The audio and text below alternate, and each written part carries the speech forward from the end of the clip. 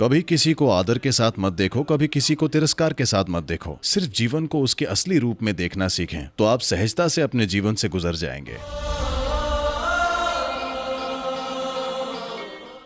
सद्गुरु, school और college के दौरान हमें खुद को महत्व देना सिखाया जाता है।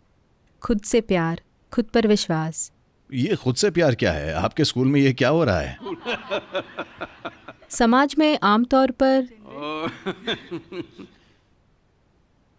हमें इस हद तक खुद को महत्व देना सिखाया जाता है कि हम ये भूल जाते हैं कि विनम्र कैसे रहे। तो क्या आप हमें ये बता सकते हैं कि हम फिर से विनम्र कैसे हो सकते हैं?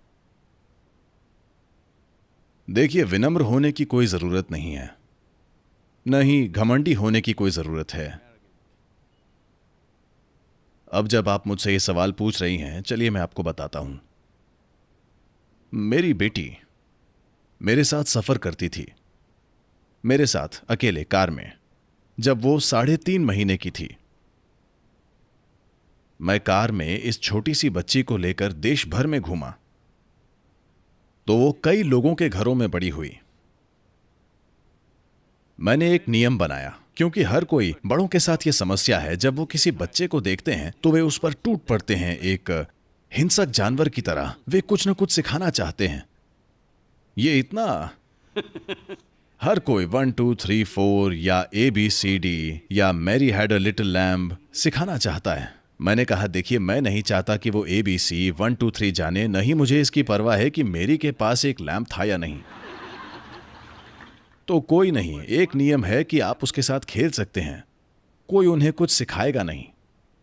तो वो हंसते खेलते बड़ी हुई। 18 महीने की होते होते वो धारा प्रवाह 3 भाषाएं बोल रही थी। क्योंकि किसी ने उसे कुछ सिखाया नहीं तो वो सुन रही थी। वो ये नहीं गा रही कि Mary had a little lamb. कोई राइम्स नहीं, कोई भाषा नहीं, कोई गणित नहीं, बस जीवन। मैंने सोचा था कि मैं कभी उसे स्कूल नहीं भेजूंगा, लेकिन सिर्फ एक वजह यह थी कि उसका अपने एज ग्रुप के साथ रहना जरूरी था। तो वो स्कूल गई और जब वो करीब 12 साल की थी, एक दिन वो स्कूल में जो हुआ उससे थोड़ा परेशान होकर घर आई। फिर उसने कहा, आप सबको कई सारी चीजें सिखा रहे हैं, आप मुझे कुछ नहीं सिखा रहे। मैंने कहा, देखो, मैं बिना मांगे चीजें करने के लिए प्रसिद्ध नहीं हूं। अब तुम आ गई हो तो देखते हैं। देखो, तुम्हें बस इतना जानने की जरूरत है, कभी किसी को तिरस्कार के साथ मत देखो, कभी किसी को आदर के साथ मत देखो। और उसने इस तरह से मेरी ओर देखा, और आपको इस भाव के साथ। मैंने कहा, मुझे भी नहीं। अगर तुम मुझे आदर के साथ देखोगी तो पूरी तरह से चूक जाओगी कि मैं कौन हूं। अगर तुम मुझे आदर के साथ देखोगी तो शायद तुम मेरी एक तस्वीर लेकर मुझे अपनी दीवार पर लगा दोगी, लेकिन मैं जो हूं तुम उसके पूरे महत्व से चूक जाओगी। तुम्हें मुझे वैसे देखना चाहिए जैसा मैं हूं, आदर के साथ नहीं।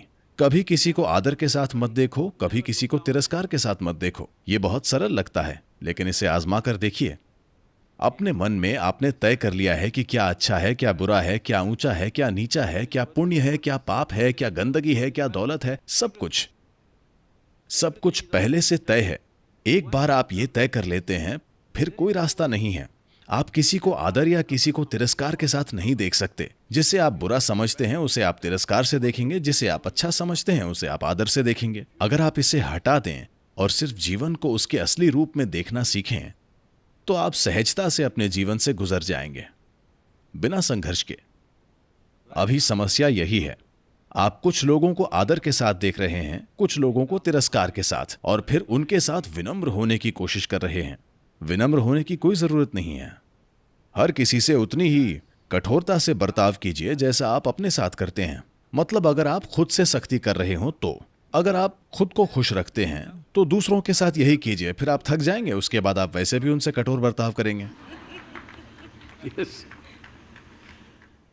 तो ये सरल है। मैं आपको वही चीज बता रहा हूं जो मैंने उसे बताई थी। इसने उसके लिए चमत्कार की तरह काम किया। कभी किसी को आदर के साथ मत देखिए, कभी किसी को तिरस्कार के साथ मत देखिए। बस हर चीज को वैसे देखिए जैसी वो है। यही इस संस्कृति की बुनियाद है। अगर आप मंदिर जाते हैं तो आप क्या करते हैं? हाय, आप क्या करते हैं? अगर आप कभी मंदिर जाते हैं तो आप क्या करते हैं?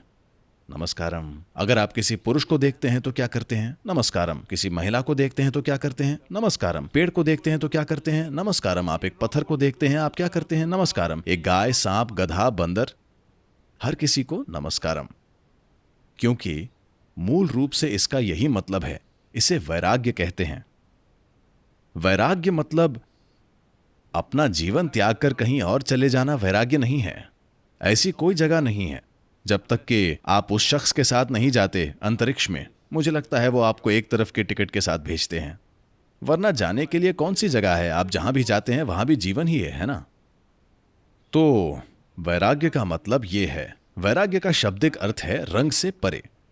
इसका मतलब है कि आप पारदर्शी हो गए हैं। अगर आप पारदर्शी हैं तो जीवन का हर आयाम आपसे होकर गुजर जाता है, मगर वो आपको छूता नहीं है। आप जीवन को जिस हद तक चाहें संभाल सकते हैं। जिसे आप संभाल सकते हैं संभालिए, जिसे आप नहीं संभाल सकते उसे न संभालिए। लेकिन आपके जीवन में अगर आप वो नहीं करते जो आप नहीं कर सकते तो ये कोई समस्या नहीं है। लेकिन अगर आप वो नहीं करते जो आप कर सकते हैं तो आप एक तबाही हैं। जैसे ही आप सोचते हैं कुछ अच्छा है, कुछ बुरा है, कोई ऊंचा है, कोई नीचा है, कई सारी चीजें जो आप जीवन में कर सकते हैं नहीं करेंगे, सिर्फ क्योंकि आपको लगता है कि वो बुरा है, सिर्फ क्योंकि आपको लगता है कि वो नीचा या ऊंचा या जो भी बकवास है। तो हमारे जीवन में ये सबसे महत्वपूर्ण है, क्योंकि ये एक छोटा सा जीवन है।